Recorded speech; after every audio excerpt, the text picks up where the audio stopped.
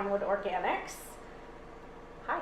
Hi. How's it going? Good. How are you? Good, thank you. How did you get your start in the cannabis business? So I was a medical caregiver for years. We have a caregiver system in Michigan, so I was permitted to grow for 5 different patients. What makes Winewood Organics different from other cannabis businesses? Sure. Well, yeah, there's a few things. For one thing, we're a licensed micro business, which requires us to grow, and process, and sell all the products right here. So we're not allowed to wholesale any of our products out to any other dispensaries, and we're not allowed to bring in any other products. And so everything you see here, all the flower was grown in-house. Any of our extracts and oils were all processed here. We have a small kitchen in the back where we make our gummies and our tinctures. And so that's one thing. We also, instead of growing hydroponically fed, fertilized plants, we grow in living organic soil. And so we cultivate and take care of the soil, which will then slowly breaks down over time and makes the nutrients available to the plants. It's a more natural way of growing cannabis. We find that it brings out a lot more flavors, a lot better smells.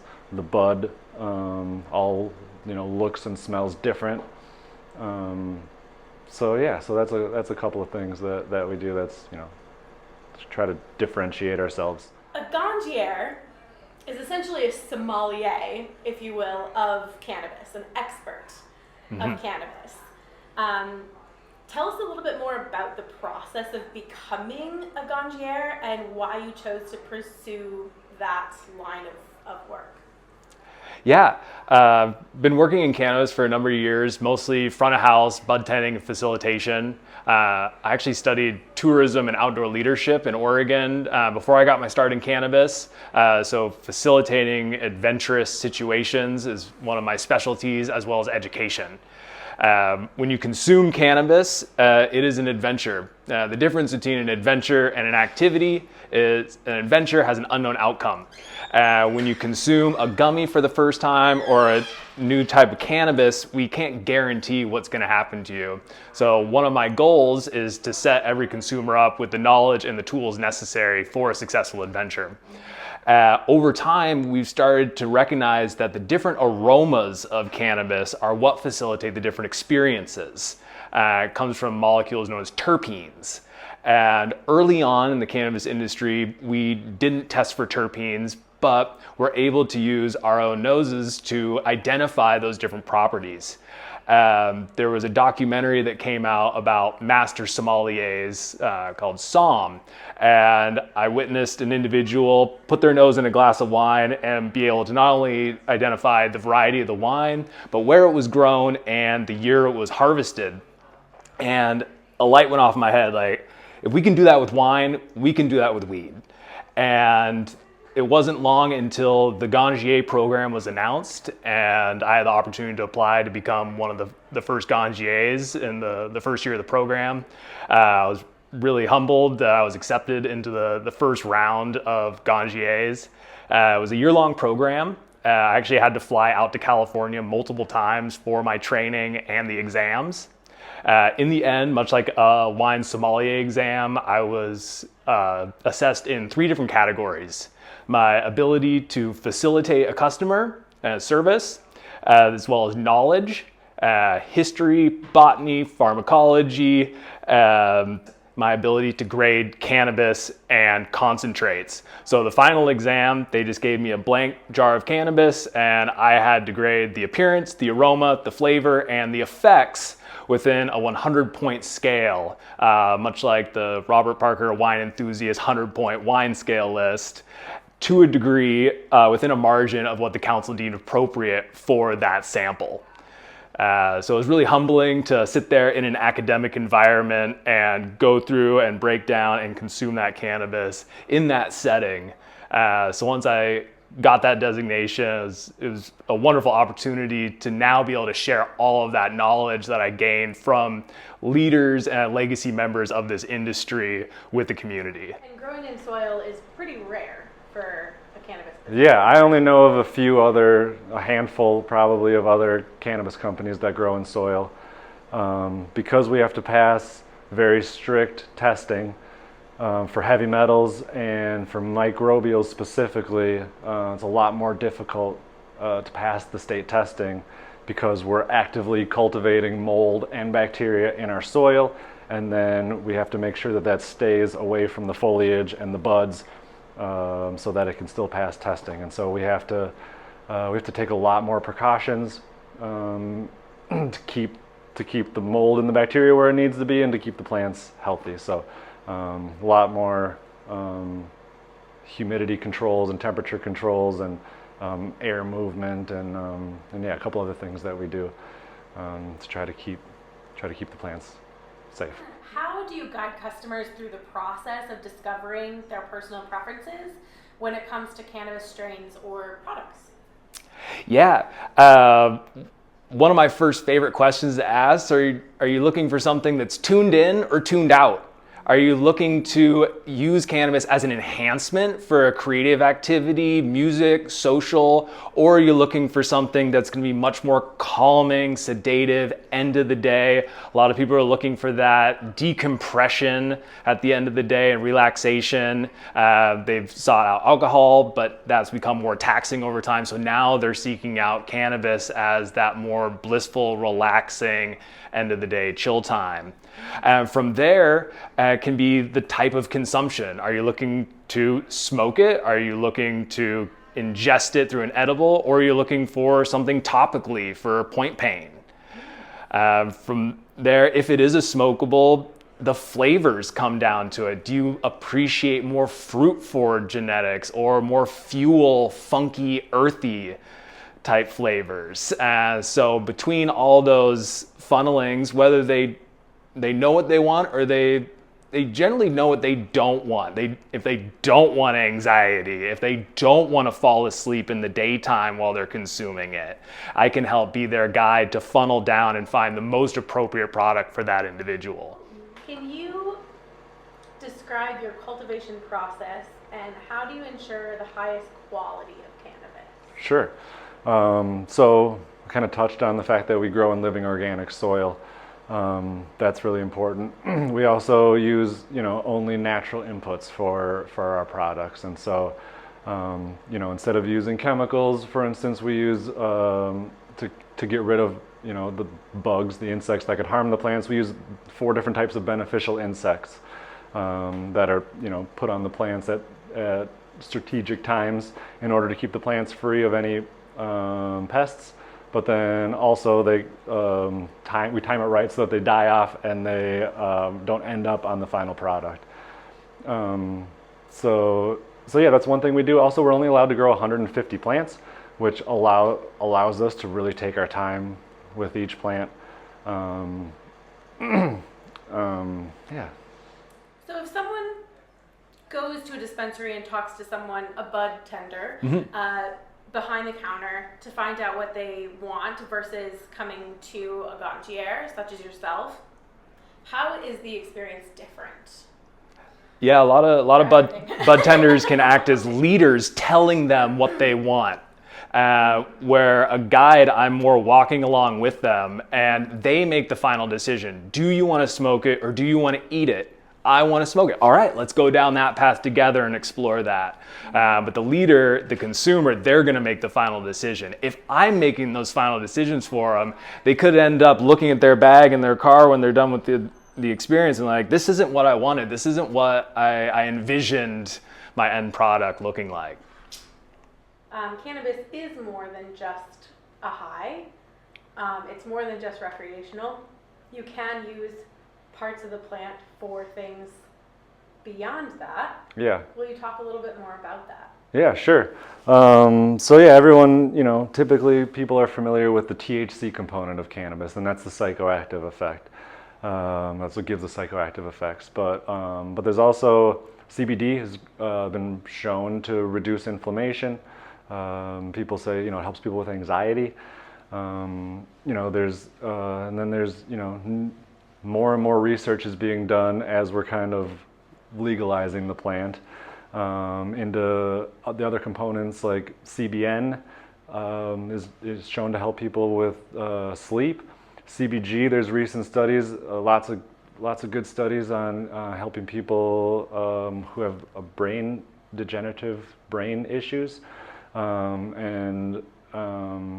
so yeah, and then there's also lesser known cannabinoids like CBDV and THCV that there's just some recent studies showing benefits of that as well.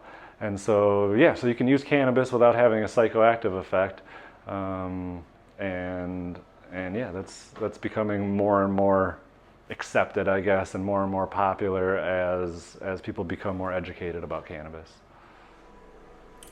How has the popularity of microdosing or specific delivery methods like edibles or vapes changed the way you recommend products? Yeah, it's amazing now with technology and the evolution of cannabis, we don't always have to smoke it. And the idea of consuming smoke can go against other health desires and protocols. So we don't have to anymore. With microdosing, it's great that we can exploit medicinal effects without intoxication. So you can have present physical relief without trading any sort of sense of self. Cannabis still faces a stigma in some circles, and it's not federally legal yet. How do you address those misconceptions about the industry that your business deals with, and a community outreach? So yeah, I think we offer a couple times a year, we'll offer tours. So we'll let people come to the back and kind of see our process, which once you kind of see how we do things, it's basically a farm.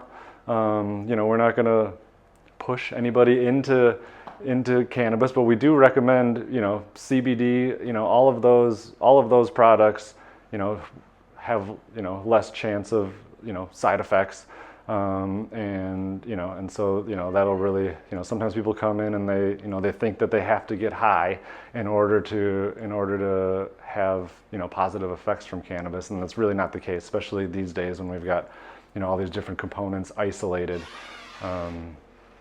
Yeah. How do you approach pairing different cannabis strains with food, beverages, or even activities? Yeah, it's a really fun question. Going back to that, for activities, tuned in or tuned out. Some people really like gaming. And so that's where that Venn diagram of a tuned in mind, tuned out body comes into play. I want to be able to relax on the couch, but I want my brain tuned in so I can clear levels on a video game or sit there and paint or write and be creative. Or with food, just like pairing with wine or beer or culinary experience, we can go for congruent or contrasting pairings. With wine, lighter bodied, more sativa profiles generally pair with white wines better, where danker, more kush forward, which could be coffee, leather, incense, may pair better with a heavier bodied wine like a Cabernet. With beer, more congruent pairings, IPAs, I feel, is the drinkable OG Kush. It's citrusy, earthy, piney, very similar flavor adventures. Have you seen a shift in public perception since your business started? And if so, how has that impacted your operations? I could say that I've definitely seen a shift of people moving away from alcohol and then moving into cannabis because it has less side effects, and so yeah, that's been important. Also, yeah, like you said, it's it's fun to see people come in with their parents. Like younger people will come in with their parents, and they're usually it's the younger person kind of explaining to the older person and showing them around and showing them CBD products, and the different kind of methods between the gummies and the vaporizer carts and the drops and the actual whole flower. So yeah, it's kind of fun to see that kind of shift. Can you share some examples of how the same strain grown in different regions might offer a distinct experience? Yeah. So the term terroir, how an area, a locale with a certain variety, along with the societal interactions with that plant or that cultivar, whether it's wine or cannabis, can directly impact the flavor profiles. We're starting to recognize appellations. So just like champagne can only be champagne if it's created in the Champagne region. Anything outside of that, it's sparkling white wine. In California, OG Kush from Humboldt County can only be that type of OG Kush in that locale. And we're starting to recognize different profiles in California, and there is an appellation program between Humboldt, Mendocino, and Trinity County. And taking that to Michigan, we have incredibly nutrient-dense soil in Michigan, and there's something about our soil that facilitates a cheese profile. We get this really awesome, rich, cheesy aroma in genetics. Because we utilize indigenous Michigan soil, the cheese profiles in some of our genetics really pull through in a unique way that can't be facilitated with more sterile style or hydroponic styles of growing. Well, Eric, it's been a pleasure to speak to you. I hope that people will stop in and meet you, learn a little bit more about your business, and see if there's a product that they could try that might help them, live a better life. Yeah, for sure. Yeah, and there's lots of information on our website, Winewood Organics. Come down to the shop and talk to any of us, and then yeah. What do you see as the future of cannabis sommeliers or Ganjier, especially as the industry becomes more mainstream? Yeah. People are now becoming much more tuned in and effects-based in their decision. In the juvenile stages of cannabis markets, cannabis is very novel, and just the idea of access is enough. And a lot of these bigger brands really cling to the novelty of cannabis and thinking that it can sell itself. Most consumers base value off of the THC expression, the weight of the purchase, and how much money I have to invest in that weight, which will equal value.